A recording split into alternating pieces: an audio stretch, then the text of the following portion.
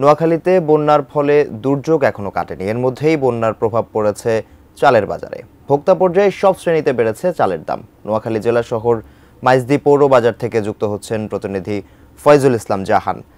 ফয়জুল, নোয়াখালীতে চালের দাম কেমন দেখতে পাচ্ছেন?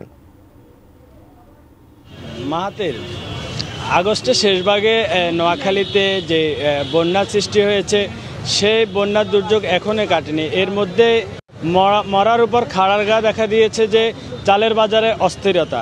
এখানে আমি সকালে এখানে নোয়াখালী পৌর বাজারে এসে দেখেছি যে বিভিন্ন পর্যায়ে চালের দাম বেড়ে গেছে, কিন্তু জনমনে এবং এই ভোক্তাদের মধ্যে এক ধরনের কথা হচ্ছে যে চালের দাম কেন বাড়লো।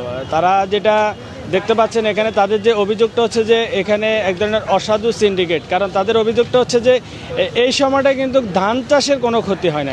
বন্যাতে কৃষি, মাছ খামার এবং পোলট্রি ফার্ম খামারে অনেক ধরনের ক্ষয়ক্ষতি হয়েছে, কিন্তু এই সময়টা যেহেতু ধান চাষের কোনো ক্ষয়ক্ষতি নেই, তাহলে এই চালের দামে কেন অস্থিরতা, চালের দাম কেন বাড়লো।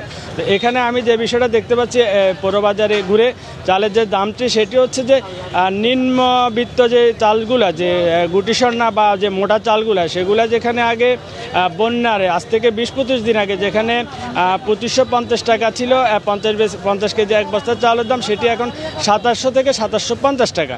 পাশাপাশি এখানে নিম্ন মধ্যবিত্ত এবং মধ্যবিত্তদের যে ফাইজাম চাল, সেগুলো 50 কেজি এক বস্তা চালের দাম ছিল 2750 থেকে 2800 টাকা, সেটি এখন 3000 টাকা ছাড়িয়ে গেছে। পাশাপাশি এখানে যে মধ্যবিত্ত এবং উচ্চ মধ্যবিত্ত যে মিনিকেট যে 50 কেজি চালের বস্তা, সেটি 3300 টাকা ছিল, সেটি এখন 3600 টাকায় দাঁড়িয়েছে।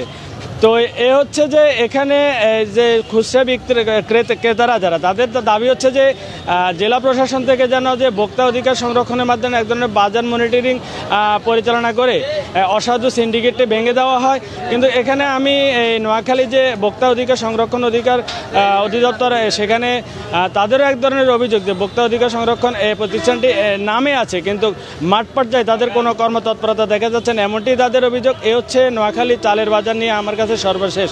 মাহাতি।